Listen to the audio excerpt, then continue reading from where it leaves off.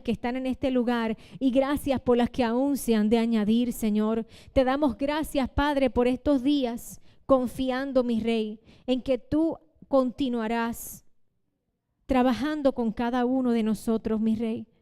Señor, que nuestro corazón esté abierto, dispuesto para escucharte y no solo ser oidores, sino hacedores de lo que escuchemos, hacedores de tu palabra. Mi Rey, mi Señor, que cuando nuestra hermana Liliana esté dando la palabra, compartiendo con nosotros, mi Señor amado, que seamos prestos para recibir lo que necesitamos escuchar. Padre Santo y Padre bueno, ¿a dónde más iremos si solo tú tienes palabras de vida eterna? ¿A dónde más iremos si tú eres el único que nos puedes dar mucho más de lo que alguna vez pensamos o imaginamos? Gracias, Padre Celestial. Gracias por estos días. Bendito es tu nombre, Señor. Bendito eres tú por siempre y para siempre. Te invitamos una vez más, Espíritu de Dios, a que seas tú moviéndote en este lugar. Sé tú hablando fuerte y claro, que seamos sensibles y obedientes a lo que tú tengas que decir.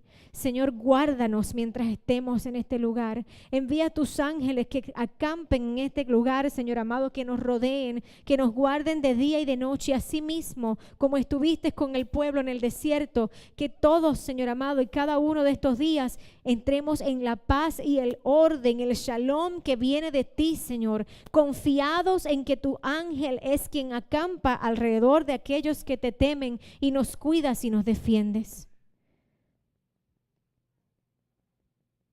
¿Qué más te podemos decir, Señor, sino gracias? Gracias, eterno. Gracias porque has sido misericordioso. Gracias, eterno Dios, porque has sido bondadoso. Gracias porque, aún sin merecerlo, tú te acuerdas de nosotros. Y recuerdas que somos polvo, pero sé que tú nos recibes, mi Rey, porque tú no rechazas un corazón contrito y humillado. Te invitamos a que seas tú glorificándote en medio de este lugar. Señor, que las palabras de mi boca y la meditación de mi corazón sean agradables delante de ti.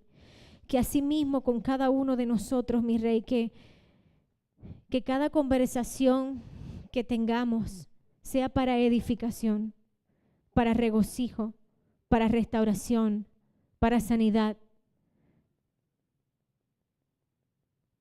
Te damos gloria y te damos honra, te exaltamos porque tú eres bueno y para siempre es tu misericordia. Te damos gracias en esta noche, Señor, por este Shabbat que recibimos como congregación. Gracias, Padre, porque hasta aquí nos has permitido llegar. Entregamos todo lo que hemos de hacer el resto de estos días solo para ti y esperamos que sea de tu agrado. Que llegue delante de ti, Señor, como olor grato y fragante. Y que si podemos provocar que te levantes del trono de gozo y de alegría y nos mires con gracia, que así sea, Señor. Por los méritos y en el nombre de Yeshua, el Mesías, te damos gracias, mi Señor. Amén. Amén. Shabbat Shalom. Amén. Ok, ya estamos a punto de pasarle la parte a nuestra hermana Liliana. Solo quiero decirles que después que terminemos aquí, ya el escenario casi está preparado afuera para que tengamos fiesta hoy. Es día de fiesta, ¿cierto o no? Es día de regocijo. Así que después que terminemos aquí con nuestra hermana Liliana, que no tenemos prisa tampoco, entonces vamos todos nosotros nos vamos a ir allá y el ministerio de oración, Ebed Adonai y todos nosotros nos vamos y nos vamos a regocijar en el Señor y a cantar, porque en estos días hay un mandamiento que dice, regocíjate. Mitzvot gadola, lio besimcha tamín. Eso es lo que dice, que hay un mandamiento que dice que te regocijes, Eso es lo que dice el mandamiento. Amén. Bueno, nuestra hermana Liliana Hunter está con nosotros este fin de semana. Liliana es una mujer que el Señor, nuestro Padre Celestial, le ha dado una gracia para llevar el Evangelio de una manera especial a gente que necesita escuchar esta palabra. Y nosotros tenemos que escuchar lo que ella tiene que decirnos en esta noche que el Señor ha puesto en su corazón. Así que es para nosotros un placer y un gozo, una alegría recibir una hermana de esta casa, parte de nuestra casa. Amén. ¿Verdad que sí? Ella dice que ya quiere mudarse para acá, me dijo el año pasado. Ya va un año, no te has mudado. Pero no importa, aquí la recibimos con gozo, ¿verdad que sí? ¿Ustedes la quieren aquí? Claro, claro que sí. Reciban a mi hermana Liliana con un fuerte aplauso.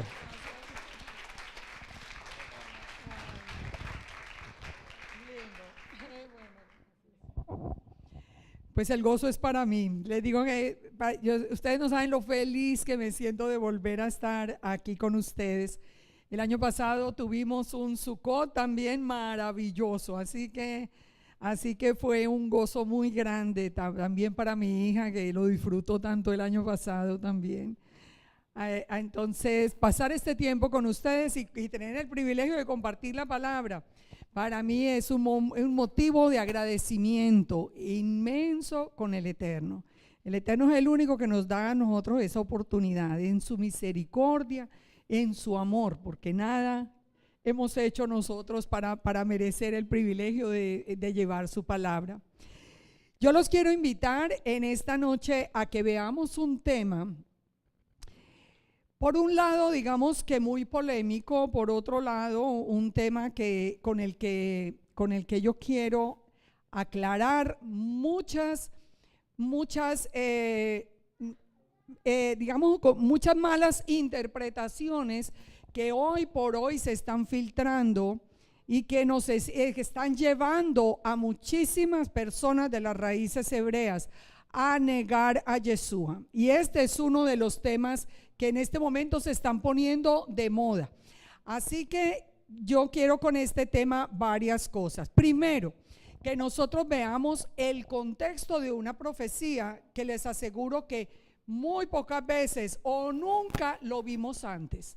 Nosotros tuvimos el conocimiento de una profecía completamente fuera de contexto, pero la tomamos, el Padre nos la reveló así y nosotros así la aprendimos, solo que hoy tenemos que aprender el contexto. Y en segundo lugar, yo quiero dejarles a ustedes herramientas para que ustedes puedan defenderse de tanta cizaña que se está sembrando en contra de Yeshua. Porque lo único que a nosotros nos guarda de caer en algo extraño es tener la palabra como lámpara a nuestros pies y lumbrera a nuestro camino. Cuando nosotros empezamos a creer o nos sentimos que nos sacudieron con una pregunta que nos hacen y que nosotros de pronto no sabemos responder, si nosotros no tenemos la lámpara de la Escritura, fácilmente caemos en enseñanzas de hombres y en enseñanzas que hoy por hoy están confundiendo. Así que yo los invito a que miremos este tema que les aseguro que va a ser un tema que nos va a dejar muchísimas enseñanzas. Les voy a pedir que me sigan atentos porque vamos a ver mucha escritura. Ustedes saben que a mí me gusta enseñar es la escritura. A mí no me gusta opiniones y esto, no, la escritura. ¿Qué es lo que nos dice el Eterno en las escrituras? Nosotros crecimos, yo creo que la mayoría, si no el 100%, nosotros crecimos en un contexto católico o cristiano y nosotros crecimos conociendo el nacimiento de Yeshua como algo que ocurrió en una época, pero nunca ligado al verdadero contexto, porque además nosotros ni entendíamos siquiera que éramos parte de Israel. Nosotros como que comenzamos la historia a partir del Nuevo Testamento o del Pacto Renovado. Como que bueno, Jesús nació en Belén y él empezó su vida, murió, resucitó, subió al cielo y va a volver y punto. Hasta ahí como que nosotros teníamos esa revelación. Pero nosotros nunca nos preocupamos porque no teníamos un velo, no porque no quisiéramos. Podíamos haber estudiado todo lo que quisiéramos, pero el Padre nos tenía un velo puesto. Recuerden, hasta el tiempo de la plenitud de los gentiles, que ese velo ya fue quitado, y mientras tuvimos el velo, tuvimos el privilegio de tener la revelación de Yeshua, mas no la revelación de la Torá. Como Judá tuvo la revelación de la Torá, mas no la revelación de Yeshua. Entonces, hoy vamos a ver el contexto. Vamos a llevar la revelación que nosotros teníamos de Yeshua, pero al contexto de Israel. Nos vamos a ir con una historia que siempre conocimos, casi como la historia de Navidad, pero hoy la vamos a sacar de la Navidad y hoy la vamos a traer al contexto de Sukkot, al contexto hebreo. Lo vamos a ver por qué Yeshua nació en Sukkot y qué es lo que significa la palabra, como no, aquí la tenemos acá, Emmanuel, que quiere decir Dios con nosotros, o Elohim con nosotros, o con nosotros está Elohim. Hoy vamos a entender eso. Muchas veces yo recibo la misma pregunta, pero si dice que su nombre será llamado Emmanuel, porque significa Dios con nosotros, entonces porque se llama Yeshua. Esa es una pregunta que muchas personas se hacen. Él no se llama Emmanuel, él se llama Yeshua. Entonces, ¿cuál es la razón? ¿De qué estamos hablando con Emmanuel? Y algo que los quiero poner en contexto para que ustedes vayan viendo desde ahora la respuesta. Una de las grandes confusiones de las últimas que han salido y que yo las conozco porque normalmente los que están enseñando esto me la mandan, me la comparten y me la mandan pues como el gran descubrimiento. Lo que se está diciendo hoy es que Emmanuel es la señal profética que se le dio al profeta Isaías.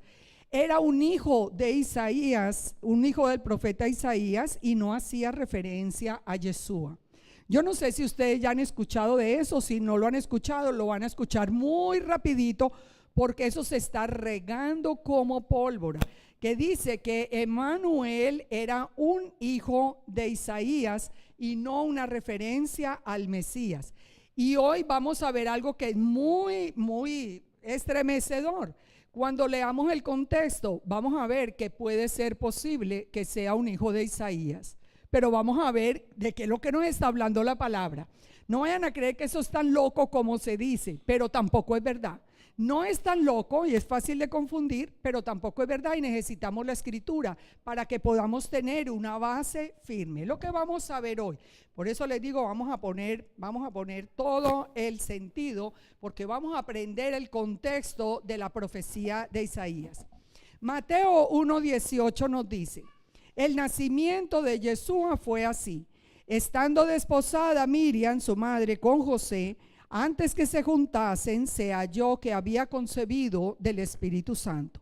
José, su marido, como era justo y no quería infamarla, quiso dejarla secretamente. Y pensando él en esto, he aquí, un ángel del Señor le apareció en sueños y dijo: José, hijo de David, no temas recibir a María tu mujer, porque lo que en ella es engendrado del Espíritu Santo es.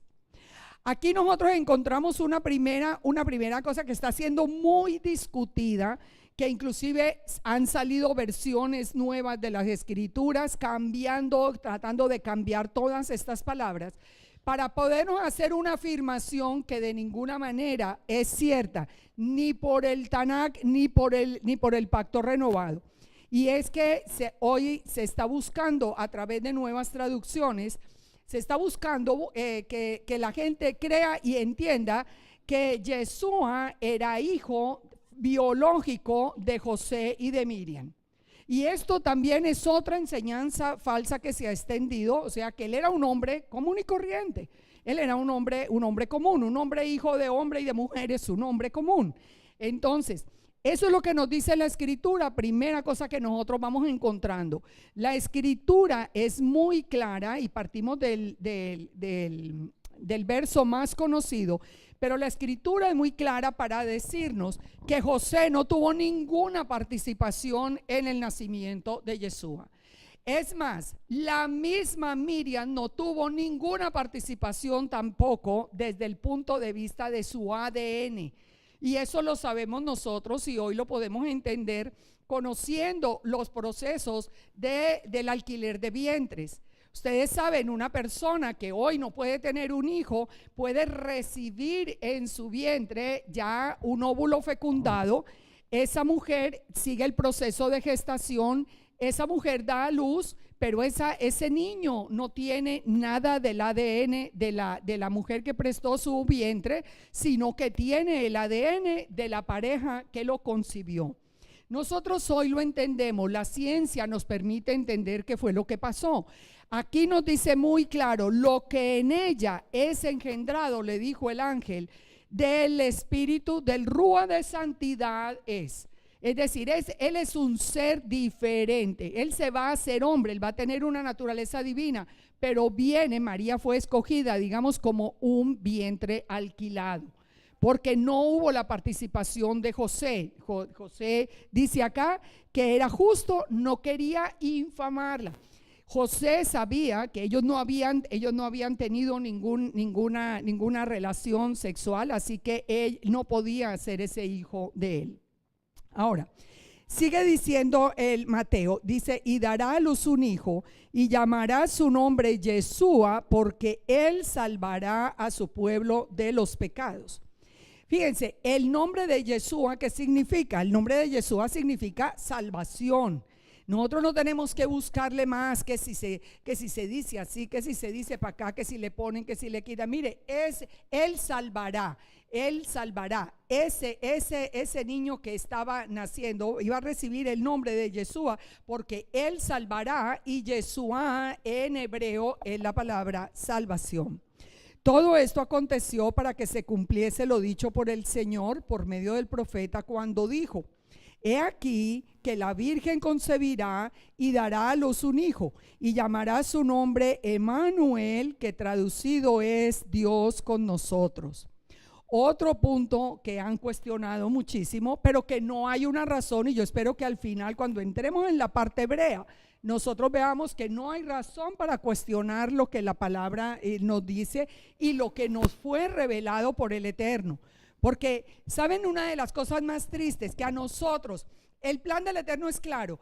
A Judá le iba a revelar la Torá, a nosotros nos iba a revelar el Mesías. Y a nosotros la revelación del Mesías la tiramos por la borda en 2 segundos con cualquier duda que nos planteen.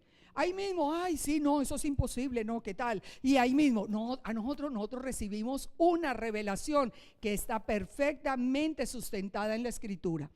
Entonces nos dice, aquí una virgen concebirá, y mismo saltan todo. No dice una virgen, dice una mujer joven, porque es la palabra alma, no la palabra bétula. Es cierto, dice una mujer joven, pero dice que dará a luz un hijo y llamará su nombre Emmanuel, que traducido es Elohim con nosotros, o con nosotros está Elohim.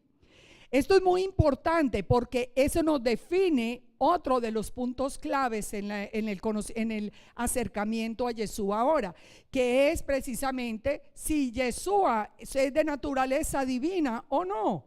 Entonces los que están diciendo, no, él es hijo de José y de Miriam, un hombre cualquiera. ¿Saben algo que es muy importante? Si él fuera un hombre cualquiera, nosotros no podríamos creer en él. No podríamos, porque la palabra nos dice, maldito el hombre que confía en el hombre y pone su brazo, pone toda su defensa, su brazo por defensa. Si nosotros creemos, o la persona que crea que Yeshua es un hombre cualquiera, hijo de hombre y de mujer, no debe creer en él o está bajo maldición. Es que esto es serio, la palabra es seria y la palabra es una desde Berechit hasta el final. Nosotros tenemos que seguir el mismo hilo.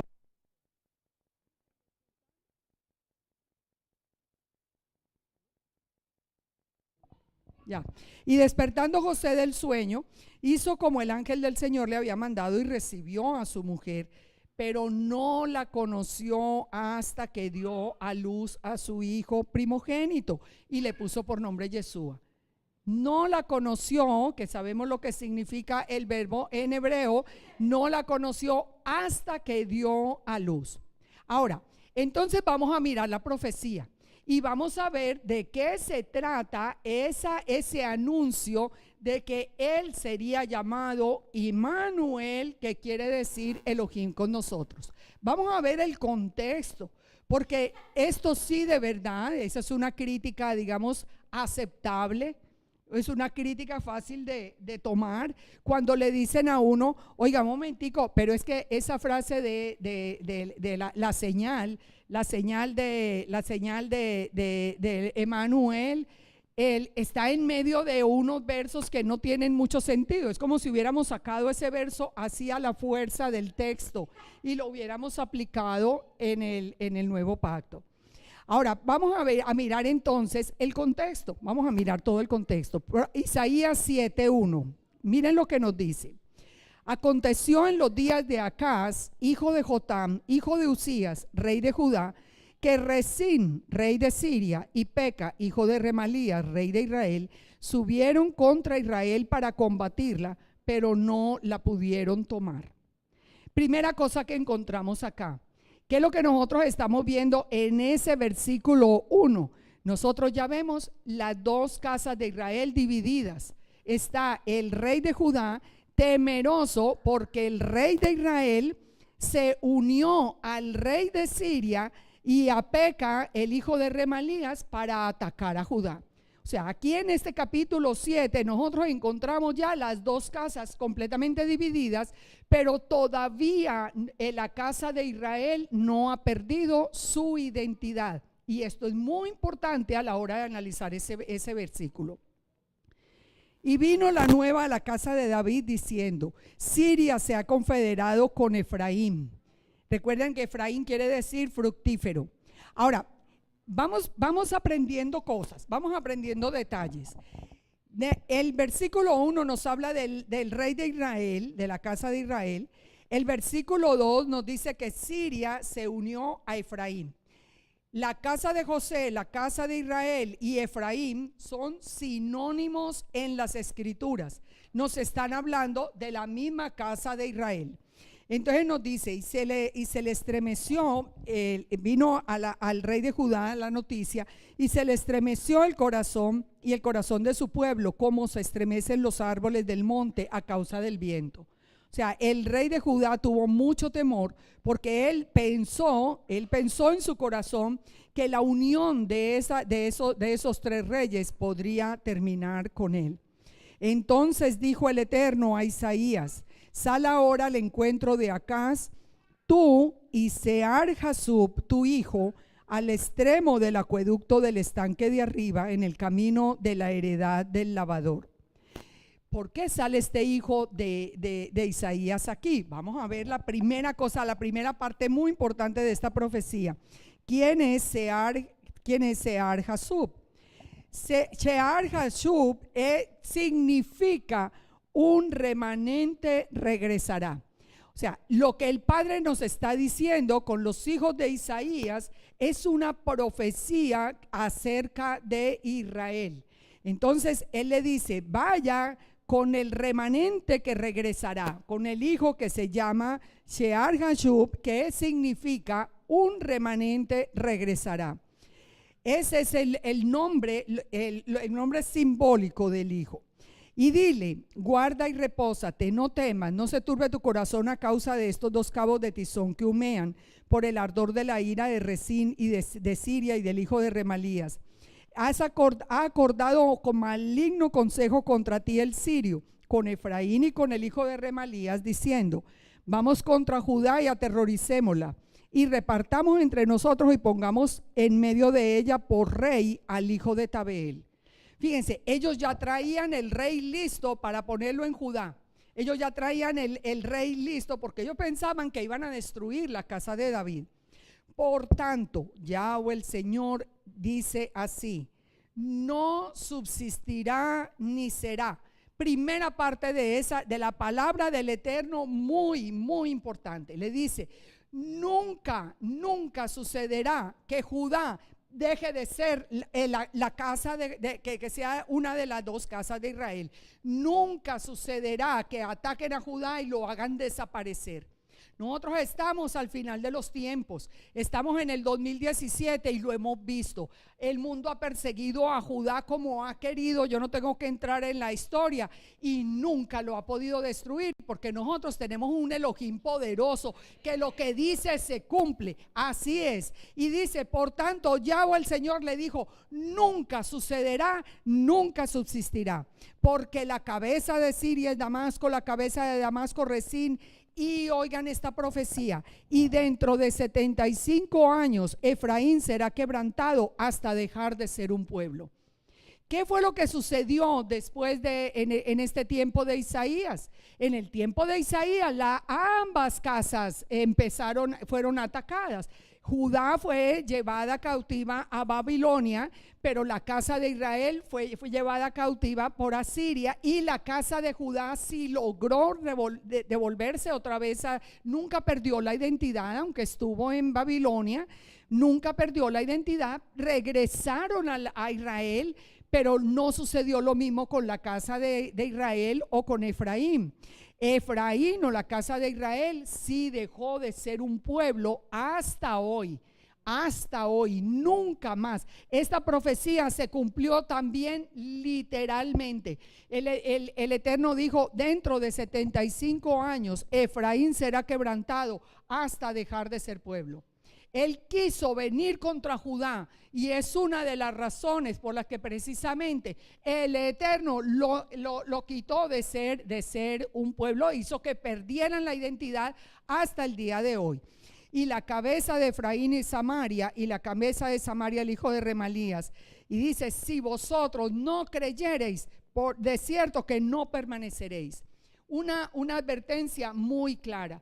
Si nosotros no le creemos a la palabra del Eterno, no vamos a permanecer, porque la fuerza nuestra, la convicción nuestra, la seguridad nuestra es que nosotros tenemos ese Elohim poderoso que habla y se dice, y Él tiene el control de todo. Nadie puede conspirar contra Él. Solo tenemos que creer en la palabra. Pero ¿qué está pasando hoy?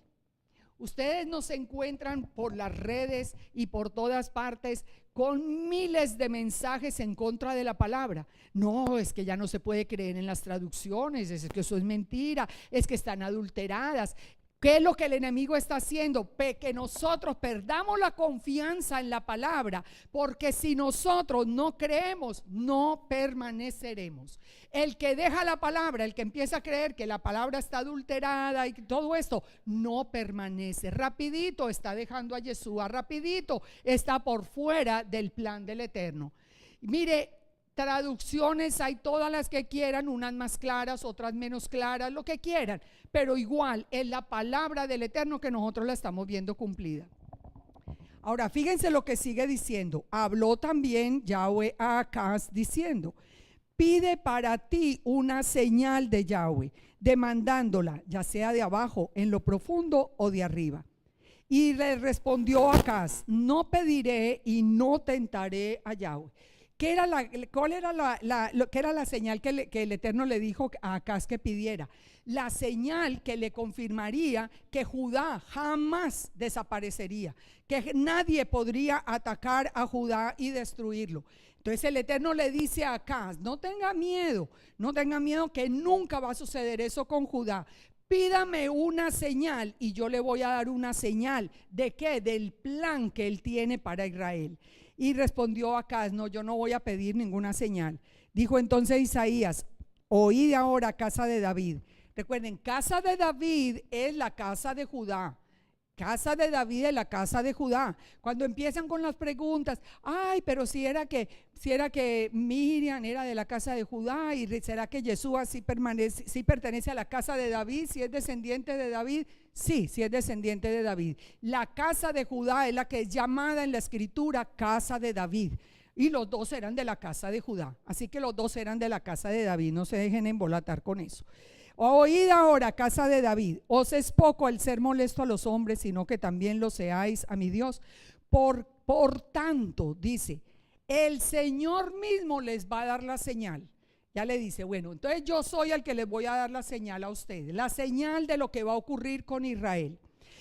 He aquí que la Virgen concebirá y dará a luz un hijo y llamará su nombre Emmanuel. La palabra señal, hace poco hice un estudio sobre esto de las señales. Las señales del Eterno son muy interesantes para estudiarlas, porque la palabra para señal es la palabra Ot, que está formada por Aleph y Tab. Aleph, Bab, Tab. Ustedes saben, la Bab es una conjunción en el hebreo, sería como decir Aleph y Tab. ¿Quién es Aleph Tab? Bueno, ese es el estudio, el misterio del Aleph Tab, y nosotros sabemos que Aleph Tab es el Eterno, pero Aleph Tab es Yeshua. Así que la señal viene directamente del Eterno. La palabra para virgen no es la palabra betula, es la palabra alma, y Emmanuel, que quiere decir Elohim con nosotros, o con nosotros está Elohim. Muy bien, vamos a mirar esta señal, pero antes de seguir mirando la señal, nos vamos a devolver a mirar el contexto de lo que estaba ocurriendo en ese tiempo, para que nosotros entendamos la señal. Recuerden, un texto fuera de contexto es un pretexto. Yo necesito conocer el contexto completo. Entonces, rápidamente vamos a recordar algo. Todos los rollos de la Torá, del Tanakh en general, nunca tenían una división de capítulos y versículos. Es un solo rollo, como es la misma Torá. Entonces, tenemos que conocer el contexto de lo que estaba pasando en el tiempo de Isaías. Fíjense, miremoslo así rápidamente. En la historia, Isaías 1, ¿de qué nos habla? Isaías 1 nos dice en tiempos de que estaba vivo todavía el rey Usías, nos dice: oíd cielos, escucha tierra, porque habla el Eterno. Crié hijos y los engrandecí, y ellos se rebelaron contra mí.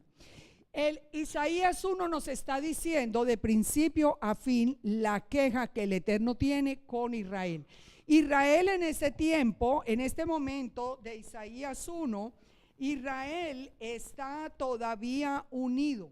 Las dos casas de Israel están unidas todavía. Entonces dice el Eterno, dice: el buey conoce a su dueño, el asno el pesebre de su señor, pero Israel no entiende, mi pueblo no tiene conocimiento. La situación del pueblo entero de las dos casas era terrible. Dice: gente pecadora, pueblo cargado de maldad, generación de malignos, hijos depravados, dejaron a Yahweh, provocaron a ir al Santo de Israel y se volvieron atrás.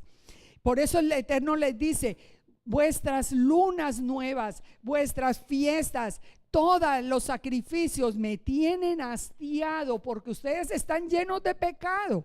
El Eterno les está diciendo: y es que yo prefiero que no celebren a que ustedes celebren en pecado. Les dice: cuando ustedes extienden las manos, yo esconderé de vosotros mis ojos, y cuando ustedes multipliquen la oración, yo me tapo los oídos para no escucharla. Ahí vamos aprendiendo quién es nuestro Elohim. No es un juego como nosotros como se ha venido, digamos, como desgastando la imagen y el conocimiento del Eterno. Como que nada importa, como que seguimos la vida igual nos presentamos delante del Eterno, porque su amor, su misericordia, porque Él es todo amor. No, Él sí es todo amor, Él es todo misericordia, pero Él es la justicia misma, y Él quiere un pueblo santo. Entonces les dice: cuando ustedes oran y están en pecado, yo me tapo los oídos para no escuchar. Por eso le dice: lávense, límpiense, quiten la maldad de vuestras obras de delante de mis ojos. Dejen de hacer lo malo, aprendan a hacer el bien, busquen el juicio, restituyan el agraviado, hagan justicia con el huérfano, amparen a la viuda. Y ahora sí vengan, dice, y estemos a cuenta. Si, aunque vuestros pecados sean rojos como la grana, como la nieve serán emblanquecidos, y si fueron rojos como el carmesí, vendrán a ser como blanca lana. Esa es la propuesta del Eterno. La propuesta del Eterno es: ustedes tienen que dejar de pecar y mi misericordia va a hacer que sus pecados sean borrados, que aunque sean rojos como el carmesí, vengan a ser como blanca lana. Vamos a Isaías 2. Después de esta queja, ¿qué hace el Eterno? El Eterno entonces le da una profecía. Recuerden, el Eterno en todos estos capítulos le está dando a Isaías una profecía acerca de Israel.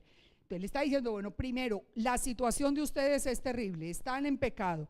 Ahora le dice: le voy a mostrar lo que va a acontecer al final de los tiempos. Acontecerá en lo postrero de los tiempos, que será confirmado el monte de la casa de Yahweh como cabeza de los montes, y será exaltado sobre los collados, y correrán a él las naciones. Y vendrán muchos pueblos y dirán: venid y subamos a Yahweh, a la casa del Dios de Jacob. Él nos enseñará sus caminos, caminaremos por sus sendas, porque de Sión saldrá la Torá y de Jerusalén la palabra de Yahweh. Yo ni tengo necesidad de explicar eso, porque aquí no falta sino la foto de nosotros. No faltaría sino la foto de cada uno de nosotros ahí en la escritura. ¿De cuántos países estamos aquí sentados? Imagínense. ¿De cuántos lugares del mundo estamos viendo que las naciones regresan a Jerusalén, que regresan al monte de Sión a aprender la Torá? Y nosotros fuimos llamados a regresar, eso lo entendemos. Nosotros somos el cumplimiento de este tiempo que es llamado por el profeta Isaías lo postrero de los tiempos. Nosotros estamos en lo postrero de los tiempos y estamos viendo cumplida esa profecía también. Dice: juzgará entre las naciones, reprenderá a muchos pueblos, pero al final está llamando a todos y dice: venid, casa de Jacob, y caminaremos a la luz de Yahweh. Isaías 3, ¿de qué nos habla? Isaías 3, el Eterno sigue haciendo el recuento de lo que ahora en Isaías 3, de lo que es la casa de Judá en aquel tiempo. En ese tiempo, todo Isaías 3, y espero que ustedes después ya lo lean versículo por versículo, y todo Isaías 3 está hablando de la soberbia de la casa de Judá. Es más, se hace referencia hasta que las mujeres de Judá caminan con tanta altivez que a él le molesta. Él está diciendo: el pecado de Judá es la altivez y el orgullo. En Isaías 4 empieza entonces la promesa a tomar forma, la que nos va a llevar hasta Emmanuel, porque dice: en aquel tiempo, ya no está hablando del postrer tiempo, sino que nos está hablando de un tiempo más adelante, pero no el final.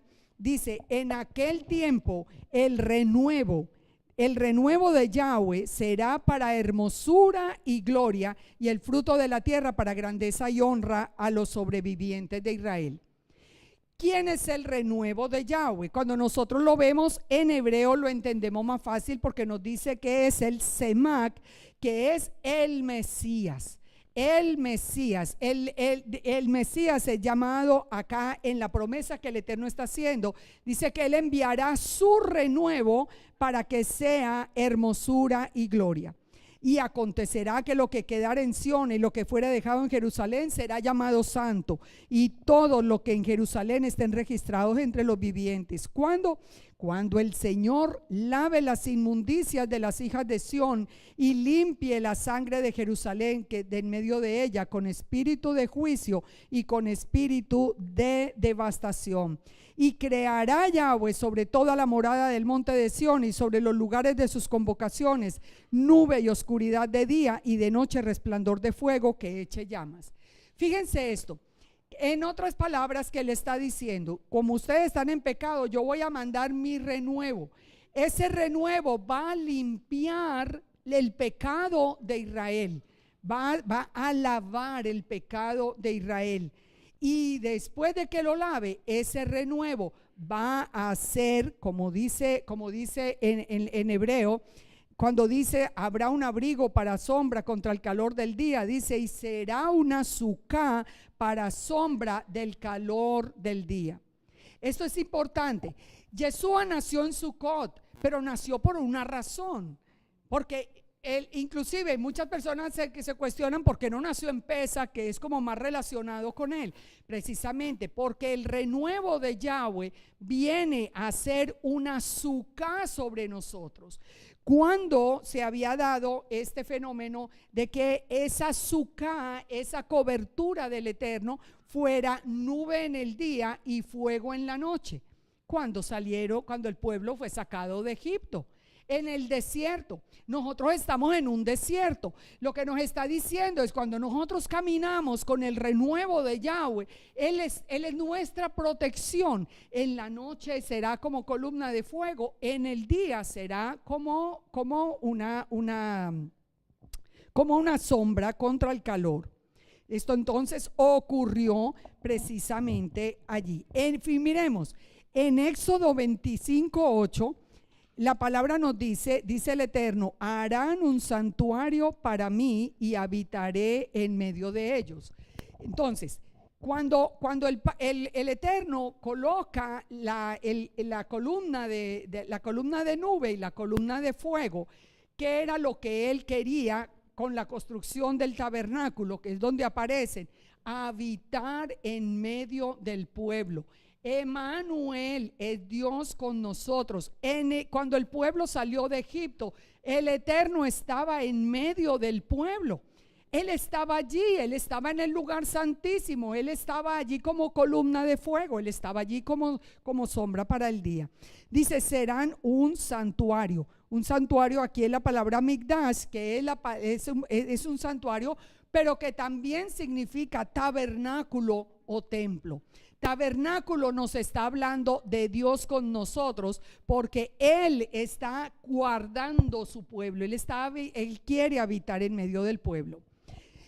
Sigamos viendo Isaías, de que ya anuncia el Semac, anuncia el renuevo. Ahora nos habla de la viña de Yahweh. Nos dice que Él compara a Israel con una viña y le dice, yo la cerqué, yo le quité las piedras, yo la cuidé, yo esperaba que diera uvas, pero me dio, lo único que yo encuentro son uvas silvestres. Es decir, el Eterno está dolido de pensar, pero si yo he cuidado tanto este pueblo, si yo le he dado todo lo que el pueblo quiere, ¿por qué ese pueblo no es un pueblo santo, de verdad que lo pueda representar? Entonces nos habla de la viña, muy interesante, porque ¿quién hizo referencia a la viña de Israel? Yeshua. Cuando Yeshua habló y que dijo que habían mandado, el dueño de la viña finalmente había mandado a su hijo. Él hace referencia de lo mismo. En Isaías 6, el Eterno le permite ver a Isaías, le permite verlo sentado en el trono, le permite ver a Yahweh de los ejércitos sentado en el trono. Entonces dice que el Señor estaba sentado sobre un trono alto y sublime, y sus faldas llenaban el templo. Por encima de él había serafines, cada uno tenía 6 alas. Conocemos este pasaje de la visión que tuvo Isaías de la visión de ver a Yahweh de los ejércitos sentado en el trono. Entonces dice, todos daban voces diciendo, santo, santo, santo, Yahweh de los ejércitos, toda la tierra está llena de su gloria. Y los quiciales de las puertas se estremecieron con la voz del que clamaba, y la casa se llenó de humo. Entonces Isaías dice, ay de mí que soy muerto, porque yo, siendo inmundo de labios, mis ojos han visto al Rey. Al Rey. Él sabía, nadie puede ver al Eterno y no morir. Él sabía que él debía morir, pero él estaba viendo a Yahweh de los ejércitos sentado en el trono. Y una pregunta que es muy interesante para que ustedes la investiguen verso por verso, tomen una concordancia, y yo los invito a que ustedes investiguen quién es Yahweh de los ejércitos. Siempre tomen todas las citas que aparecen de Yahweh de los ejércitos, y ustedes van a ver quién es Yahweh de los ejércitos y por qué Isaías pudo ver a Yahweh de los ejércitos sentado en el trono y no murió. Dice, y vino el serafín, tomó un carbón y le dijo, ¿a quién enviaré? O sea, ahora ya él está preparando el plan, aquí nos está contando la historia. Isaías le dice, envíame a mí. ¿Y qué le dice el Eterno? Le dice, bueno, anda y dile a este pueblo, oíd bien y no entendáis, ved por cierto, mas no comprendáis. Engruesa el corazón de este pueblo y agrava sus oídos y ciega sus ojos, para que no vean con sus ojos, ni oigan con sus oídos, ni su corazón entienda, ni se convierta y ni haya para él sanidad. ¿Hasta cuándo?, le dije. Y respondió él, hasta que las ciudades estén asoladas y sin morador, no haya hombre en las casas y la tierra esté hecha un desierto, hasta que Yahweh haya echado lejos a los hombres y multiplicado los lugares abandonados de en medio de la tierra. Fíjense esto tan interesante. Él le dice, bueno, envía a Isaías, pero le dice, yo lo voy a enviar, pero yo voy a poner ceguera sobre los ojos. Voy a engrosarles el corazón para que no entiendan, para que no vean, para que no cambien. ¿Por qué? Porque las dos casas iban a entrar en juicio. Aquí es cuando las dos casas entran en juicio, la una para Babilonia, la otra para Asiria. Aquí es cuando las dos reciben el juicio del Eterno. Pero les hace una advertencia en el versículo 13. Y si quedare aún de ella la 10ª parte, volverá a ser destruida. Pero como el roble y la encina, que al ser cortados queda el tronco, así será el tronco, la simiente santa. O sea, de todas maneras lo voy a hacer ir en cautiverio, pero ese tronco va a volver otra vez a dar fruto. A nosotros, ¿qué nos dice la Escritura? ¿Qué nos dice desde el Nuevo Pacto? ¿Por qué nosotros no entendíamos la Torá? Ay, gracias. Yo tenía, bueno, pero esa está fría. Gracias, muy amable. ¿Qué nos dice la Escritura? Que nosotros no podíamos ver la otra parte de la Torá, porque nosotros teníamos un velo que fue puesto desde el tiempo de Isaías, y un velo que solamente nos fue quitado ahora y que en el futuro le será quitado a Judá. Entonces, fíjense que toda la profecía tiene sentido. Entonces viene ahora sí a Isaías 7 la promesa de Acaz. Ahora entonces el Señor le dice, o sea, hasta ahora le ha dicho, Israel está en pecado, yo voy a traer mi renuevo para que lave el pecado de Israel, pero le voy a engrosar el corazón porque ellos, recuerden, el Padre castiga con la consecuencia del pecado, pero de todas maneras Él tiene misericordia y lo guarda. Entonces con mi renuevo voy a lavar el pecado de Israel, les voy a engrosar les voy a engrosar el corazón para que ellos no se conviertan del todo, pero les voy a dar una señal. Les voy a dar ahora una señal. Entonces es cuando le dice acá, pide para ti señal de Yahweh tu Elohim, demandándola desde el cielo o desde lo más profundo. Pero Acaz le dijo, no pediré ni tentaré. Por tanto, el Señor le dará la señal, la Virgen concebirá, dará a luz y llamará su nombre Emmanuel. Sigue diciendo el verso y de ahí viene la confusión que si es un hijo de Isaías o no. Porque dice, comerá mantequilla y miel hasta que sepa desechar lo bueno y desechar lo malo y escoger lo bueno. Porque antes de que el niño sepa desechar lo malo y escoger lo bueno, la tierra de los dos reyes que tú temes será abandonada. La tierra. Entonces fíjese, mucha gente viene y dice, si él se da cuenta, es un hijo de Isaías.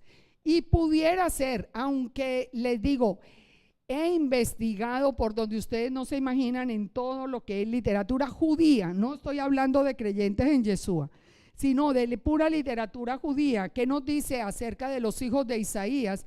Y Judá sigue diciendo que Isaías tuvo 2 hijos, no 3 como aparecerían acá.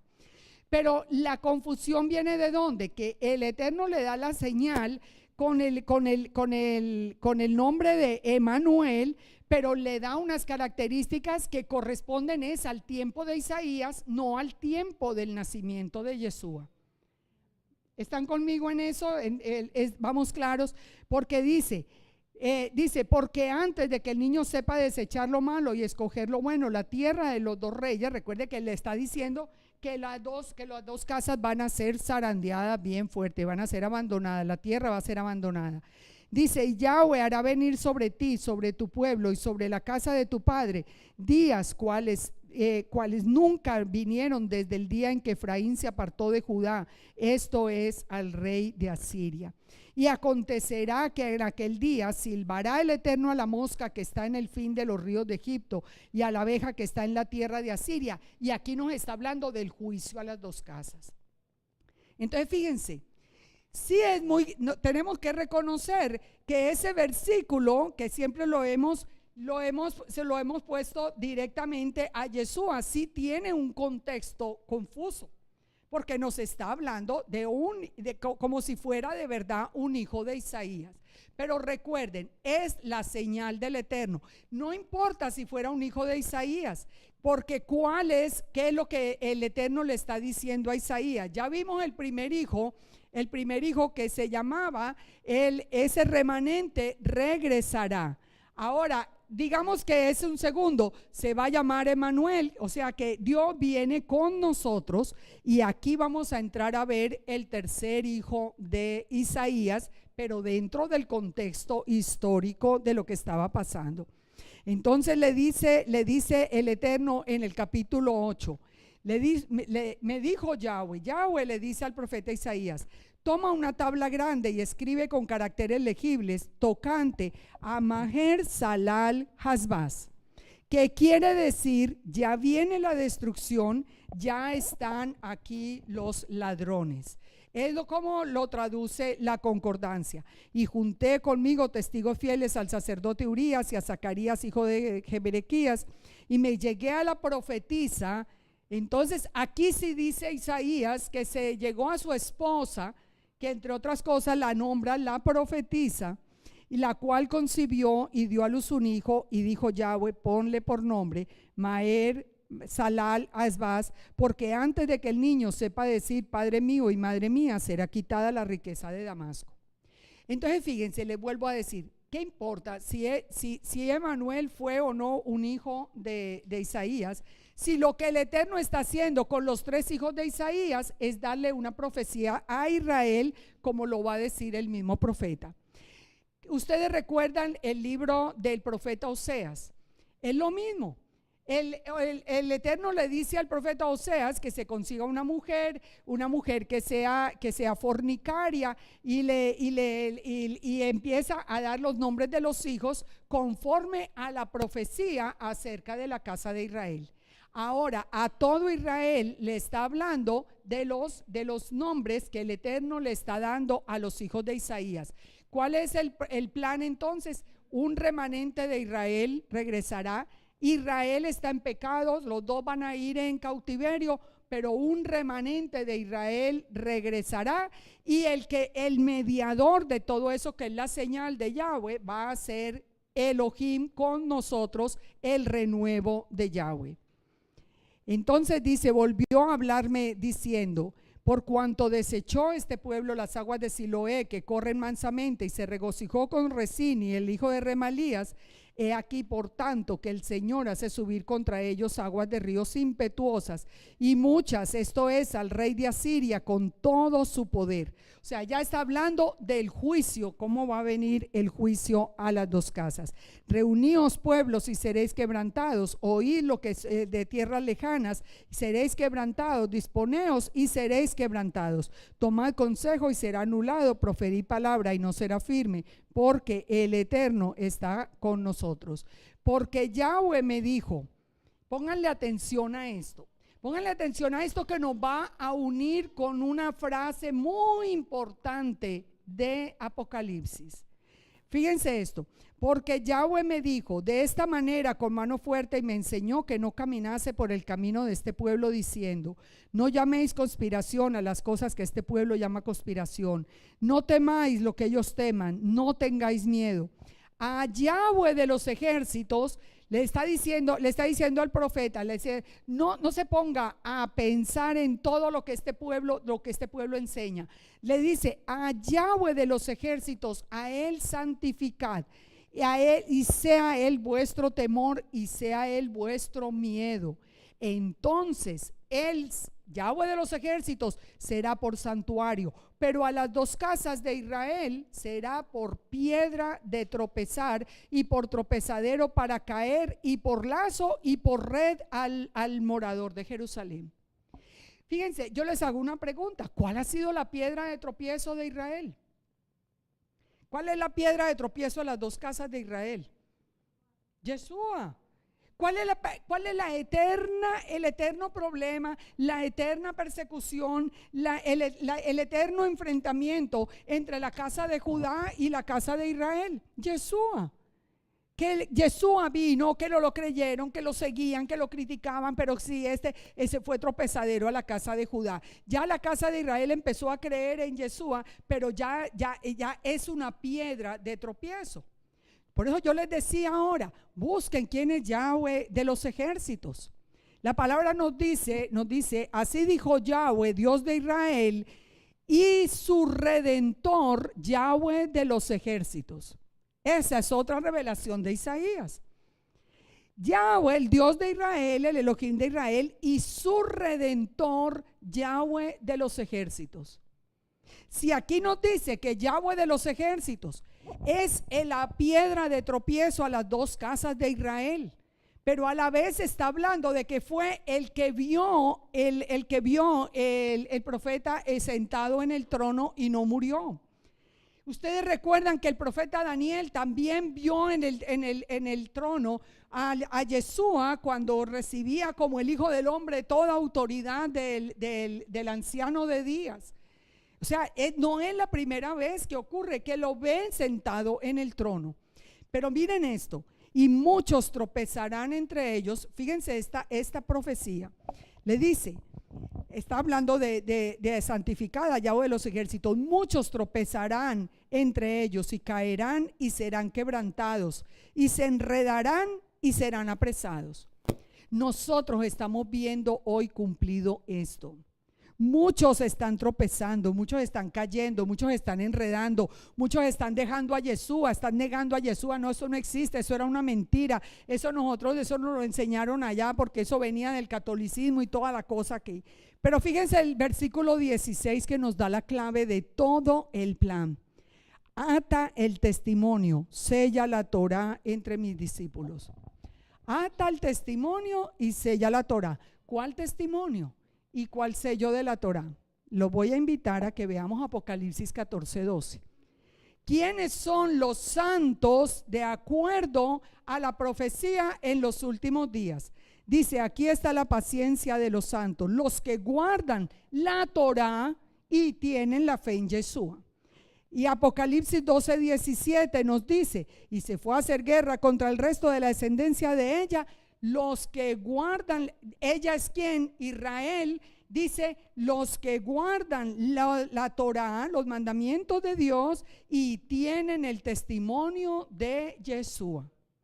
Aquí si nos devolvemos, ¿qué nos está diciendo? Que atemos el testimonio y la Torá. ¿El testimonio de quién? El testimonio de Yahweh de los ejércitos que nos está diciendo aquí mismo. Y fíjese que Apocalipsis nos está confirmando lo mismo. No se puede ser parte del remanente si una persona no tiene el testimonio de Yeshua y guarda la Torá. Que usted dejó a Yeshua porque eso es cuento, porque yo ahora me vine al judaísmo y entonces voy a negar a Yeshua, quedó por fuera del remanente de Israel. Si usted está aquí y tiene a Yeshua pero no tiene la Torá, está por fuera del remanente de Israel. El remanente de Israel tiene que atar, tiene que unir el testimonio de Yahweh de los ejércitos y sellar la Torá. Tiene que tener los dos requisitos. Eso es muy claro. Entonces dice, esperaré pues a Yahweh, el cual escondió su rostro de la casa de Jacob y en él confiaré. He aquí yo y los hijos que me dio Yahweh somos por señales y presagios en Israel. Aquí ya está hablando, Isaías está confirmando. Los hijos que me dio somos señales y presagios a Israel. Por eso yo les decía, si lo toman como que Emanuel es otro de los hijos, no importa, es señal y presagio a Israel. La señal es el primero, el remanente regresará. El segundo, Dios mismo vendrá a estar con su pueblo para volver a reunir ese remanente. Y el tercero es eso, las dos casas van a entrar en destrucción, como efectivamente entraron, y nosotros somos testigos hoy. He aquí que los hijos que me dio Yahweh somos por señales y presagio de Israel, de parte de Yahweh de los ejércitos que mora en el monte de Sión. Y si dijeren, pregúntele a los encantadores y a los adivinos, a los que susurran diciendo, ¿no consultará el pueblo a su Dios? ¿Consultará a los muertos por los vivos? ¿Y qué le dice? A la Torá y al testimonio. A la Torá y al testimonio ¿de quién? De Yahweh de los ejércitos nos está diciendo. Y si no dijeren conforme a esto, dice, no les ha amanecido. No les ha amanecido. O sea, ni piensen, no se vistan que no van. Ni les ha amanecido. Así que si no tienen los dos, el testimonio de Yeshua y la Torá, no les ha amanecido. Y pasarán por la tierra fatigados y hambrientos, y acontecerá que teniendo hambre se enojarán y maldecirán a su rey y a Elohim. Eso lo estamos viendo hoy. De todas las personas que están dejando a Yeshua, sus vidas entran en crisis y terminan en toda una blasfemia contra el Eterno. Esto se está cumpliendo literalmente. Si nosotros no permanecemos en la ley y en el testimonio, nosotros no vamos a ser parte de ese remanente. Volvamos entonces, este es todo el contexto. El contexto es que es entonces la historia de Israel. Ahora, miremos Juan 1:14 y vamos a unirlo bajo todo este mismo contexto. Dice, aquel verbo fue hecho carne y habitó entre nosotros y vimos su gloria, gloria como del unigénito del Padre, lleno de gracia y de verdad. La palabra habitó es la palabra chanum en griego, que significa tabernáculo. Por eso la traducción más exacta que se puede hacer de este versículo es que la palabra se hizo carne y se hizo un tabernáculo entre nosotros. Una de las razones que nos explican por qué Yeshua nació el primer día de Sukkot, él vino y se hizo un tabernáculo. ¿Quién es la palabra de Yahweh? Yeshua. Yeshua es la palabra de él, y vino e hizo tabernáculo con nosotros. Pero desde la creación el Padre quería hacer ese tabernáculo con nosotros. Fíjense, la palabra Bereshit, si nosotros nomás vamos viendo el análisis de la palabra Bereshit, encontramos el mensaje completo. La casa, el Resh, la cabeza de la casa, el Aleph, un líder fuerte, el Shim, el todopoderoso, la letra Yod, el brazo de Yahweh y la señal del pacto. Nosotros que estamos viendo desde el principio que el Eterno hizo la creación para venir a habitar con nosotros. Lo que pasa es que el hombre pecó y la presencia ya del Eterno tuvo que salir para que el hombre no muriera. Pero el anhelo del Eterno es habitar entre nosotros. Dios con nosotros es el anhelo desde la creación. Eso no es ningún secreto. Fíjense tan interesantes los daticos que nos dan las escrituras, que recuerden una cosa: nunca las escrituras nada tienen por casualidad. En Génesis 33:1 nosotros ¿qué vemos? Entramos en un capítulo donde Jacob regresa otra vez y se encuentra con Esaú, y él trae todos sus hijos. Él trae sus hijos, trae sus dos esposas y las dos esclavas de las esposas. ¿Qué hace Jacob antes de encontrarse con Esaú? Divide en los dos campamentos, uno liderado por Lea y el otro liderado por Raquel. ¿A quién representa Lea? A la casa de Judá. Lea es la madre de Judá. ¿A quién representa Raquel? A la casa de Israel, porque ella es la madre de José y la madre también adoptiva, digamos, de Efraín y Manasés, los nietos que fueron adoptados después como una de las tribus. Entonces, Proféticamente, ¿de qué nos está hablando? Recuerden, todo lo que fue será, no hay nada nuevo debajo del sol. Cuando el tiempo final, cuando ya Jacob venga y va a tener ese encuentro final con Esaú, que ya es una guerra que ya está prácticamente planteada. Entonces, ¿qué vienen con Jacob? Vienen las dos casas de Israel, hoy presentes. Hoy está la casa de Judá y está todos nosotros que aunque vengamos de Judá, estamos entrando por la casa de Israel a ser parte del pueblo, porque nosotros entramos por parte de Yeshua, entramos a ser parte del pueblo, aunque tuviéramos antepasados judíos. Eso no tiene ninguna importancia, o sea, no tiene importancia dentro del proceso de adquirir la ciudadanía. Pero ¿dónde ocurrió esto? En Sucot, en un lugar llamado Sucot. Aquí no nos está hablando de la fiesta. Jacob fue a Sucot. Sucot era el lugar donde Jacob divide los dos campamentos. O sea, Sucot era aquí todavía recuerden que las fiestas no han sido ordenadas. Aquí apenas estamos en Génesis y ya esto ocurre en un sitio llamado Sucot. Ahora, miremos en el Éxodo. El Éxodo es todavía más interesante, más claro. ¿Cuál fue la primera jornada del pueblo de Israel?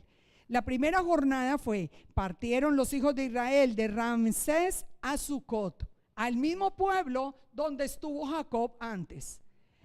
¿Qué quiere decir Ramsés? Los hijos del sol. ¿Y qué quiere decir Sucot? Sucot ya es el final.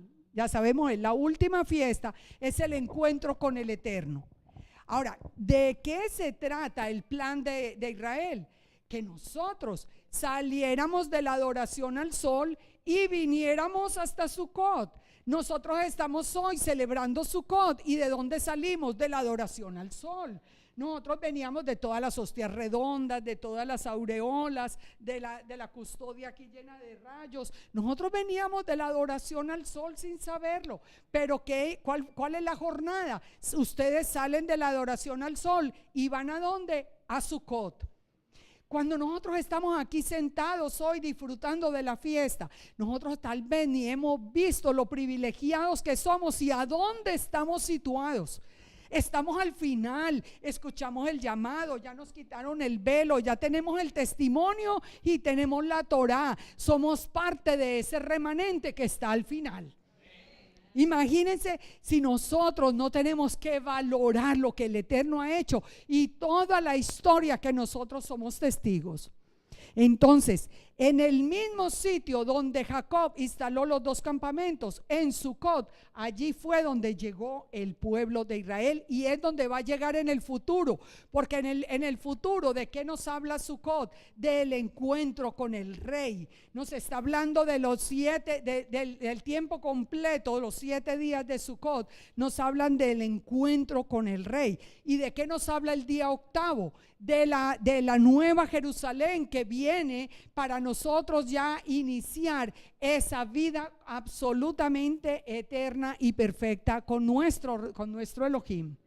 Por eso Sucot es un tiempo de gozo, porque ya dejamos atrás el sol, porque ahora nosotros estamos frente al Eterno, frente al Todopoderoso. Entonces, de ser hijos del sol tenemos que ir hasta Sucot, la fiesta final. ¿Qué nos dice Lucas 1:32? Miren que la profecía de Yeshua es muy clara y nunca la veíamos. ¿Sobre quién reinará Yeshua? Sobre la casa de Jacob. ¿Y quién es la casa de Jacob? Las 12 tribus de Israel, más todos los extranjeros que quieran anexarse al pueblo y que van a ser distribuidos entre las tribus. Entonces, si nosotros seguimos analizando el mismo tema, ustedes van a ver. ¿Ustedes creen que es coincidencia que la casa de Judá, después de regresar de Babilonia, la primera fiesta que celebra es Sucot? No.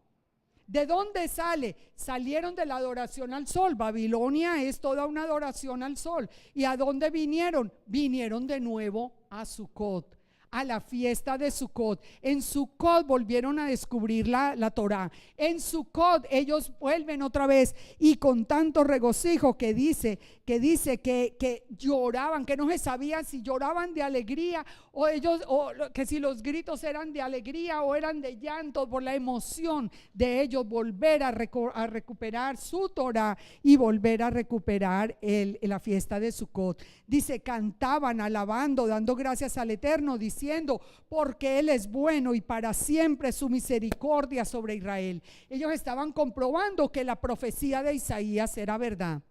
Y dice, y muchos de los sacerdotes y los levitas y ancianos que habían visto la casa primera, viendo echar los cimientos, lloraban en alta voz, o sea, de la alegría de volver otra vez, de salir de esa adoración al sol para volver otra vez a Sucot. En Lucas entonces nos dice que ya todo lo que ocurrió en el tiempo del cumplimiento de Yeshua, y que ya sabemos, esto es una historia que conocemos, que no fue al azar que ellos vinieron hasta Belén en tiempo de Sucot. Fue un edicto que los hizo venir aún estando Miriam en embarazo. Tuvo que venir porque era un edicto de César, no había nada que hacer. ¿Por qué las posadas estaban llenas? Porque era tiempo de Sucot y era tiempo, el edicto hacía que regresaran, pero era tiempo de Sucot donde todos tenían que volver de todas maneras hasta Israel.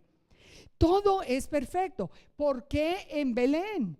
¿Quién está enterrada en la entrada de Belén, allá en el camino de Belén, de Betlehem? ¿Quién está enterrada allí? Raquel. ¿Y por qué estará enterrada allí y no en la tumba de los patriarcas? Porque la palabra nos dice que Raquel sigue llorando por sus hijos, porque quiere que sus hijos regresen otra vez al pueblo. ¿Ustedes creen que fue coincidencia que Raquel iba aquí en el camino y toda la historia de Raquel y los ídolos y todo eso?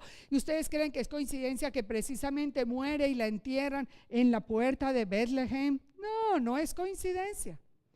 ¿Quiénes eran los pastores a los que aparece? A los que aparecen los ángeles para darle las buenas nuevas de gozo. Eran los levitas que guardaban las ovejas del sacrificio. Las ovejas del sacrificio estaban todas en el área de Belén, de Betlehem. Entonces, allí nace la oveja del sacrificio por excelencia. Nada es una coincidencia. Todo absolutamente perfecto. Y entonces el ángel les dice a esos sacerdotes, a esos levitas que cuidaban los levitas pastores: no temáis, porque he aquí que os doy nuevas de gran gozo, que será para todo el pueblo, que os ha nacido hoy en la ciudad de David un Salvador, que es Mesías, el Señor, que es el Mesías. Ahora vamos a verlo desde miremos estas palabras desde una versión nueva que ha salido, bueno, una de las tantas versiones que ha salido. Esta se entiende que fuera una traducción desde el hebreo. Dice que os ha nacido en la ciudad de David un Salvador, Adón Mashiach, y esta será la señal: hallaréis a un niño envuelto en mantas sacerdotales y acostado en una sucá. Y repentinamente junto al mensajero celestial apareció una multitud de malachim alabando a Dios y diciendo: gloria al Eterno en las alturas y shalom en la tierra de Israel a los hombres de su complacencia. Y sucedió que cuando los malachim se fueron al cielo, los levitas pastores se decían unos a otros: pasemos ahora hasta Betlehem y veamos esto que ha sucedido y que Hashem nos ha revelado. Sin perder tiempo fueron y hallaron al niño acostado en una sucá juntamente con Miriam y Joseph, y después de comprobar el asunto con sus propios ojos, revelaron lo que les fue dicho acerca de este niño, y todo lo que supieron se maravillaban de las cosas dichas a los pastores. Se cumplía entonces esa profecía hecha en Miqueas, que nos confirma que Miqueas nos confirma que la naturaleza del Mesías, del niño que nacería esa noche, sería un ser eterno, no un hijo de hombre y de mujer. Porque Miqueas nos dice: pero tú, Belén Efrata, pequeña para estar entre las familias de Judá, de ti me saldrá el que será Señor, el Mashal, el que regirá a Israel, y sus salidas son desde el principio, desde los días de la eternidad. Estamos hablando de un ser divino, de un ser eterno, ese que nacería allí. Y fíjense el versículo 3. Pero los dejará, él va a estar un tiempo acá, pero él los dejará. ¿Hasta cuándo? Hasta el tiempo en que dé a luz la que ha de dar a luz, y el resto de los hermanos se volverá con los hijos de Israel. Nosotros somos de nuevo testigos de del cumplimiento de esta profecía. Yeshua regresó a la diestra del Padre, y nosotros nos hemos multiplicado a través de los siglos, nos hemos multiplicado, pero por miles, miles y miles y miles, porque el nombre de Yeshua llegó hasta lo último de la tierra. Si creyeron o no creyeron, bueno, el mismo Yeshua dijo: las ovejas reconocerán mi voz y me seguirán. Pero que llegó el mensaje, llegó por toda la tierra. Entonces, fíjense, nosotros dice, y el remanente de Jacob será en medio de muchos pueblos. Fíjense en esta profecía. Perdón, me faltó aquí un versículo muy importante. Los dejará hasta el tiempo en que dé a luz, y él estará y apacentará con el poder de Yahweh, con grandeza del nombre de Yahweh su Elohim. Recuerdan que el Padre dijo que su nombre estaría en el nombre del Hijo, porque el Padre mismo es el que lo respalda. Recuerdan, Yeshua dijo: yo no hablo por mi propia cuenta, lo que el Padre me dice. El Padre, Él es la imagen visible del Elohim invisible. Y morarán seguros, porque ahora será engrandecido hasta los fines de la tierra, y Él será nuestra paz. El remanente de Jacob en medio de muchos pueblos. Y esta es una promesa que yo quiero que ustedes graben, y la que tenemos que grabar todos. ¿Saben por qué? Porque vienen sobre nosotros días difíciles, días de persecución que están anunciados, pero nosotros tenemos que tener la seguridad de que de la misma manera que hemos visto cómo se ha cumplido toda la palabra, se va a cumplir esta. Dice: el remanente de Jacob será en medio de los pueblos como el rocío de Yahweh, como la lluvia sobre la hierba, la cual no espera al varón ni aguardan a hijos de hombres. El remanente de Jacob será entre las naciones, entre muchos pueblos, como el león entre las bestias de la selva. ¿Qué se supone que es el león entre las bestias de la selva? El que domina, el rey, ¿verdad? Y como cachorro de león entre manada de ovejas. Mire, por más que nos persigan, por más que nos digan, cuando nosotros estamos bajo ese tabernáculo del Padre, bajo la sucá del Padre, Él será protección en la noche, protección en el día, y nosotros seremos como cachorro de león entre ovejas. ¿Qué hace un cachorro de león entre ovejas? Pues las domina. O sea, nosotros, no por nuestra misma fuerza, sino porque sobre nosotros está extendido como en una sucá el poder mismo del Eterno. Así que yo espero de verdad haber dejado en sus manos herramientas para no dejarse confundir, para no dejarse salir de lo que tenemos que atar: el testimonio de Yeshua con la Torah y la certeza de que la palabra del Eterno se cumple. No importa que nosotros no veamos cómo va a ocurrir, eso no es problema nuestro. Nosotros solo creemos que Él dice y se hace, porque nosotros somos el pueblo y los hijos del Elohim Todopoderoso. Que el Eterno nos siga bendiciendo. Que ahora que tengamos ese tiempo de gozo, de verdad nos gocemos, perdón, entendiendo que salimos de la adoración al sol y estamos en Sukkot. Nosotros estamos proféticamente en el punto correcto. Tenemos a Yeshua, tenemos la Torá y salimos de allá y estamos en Sucot.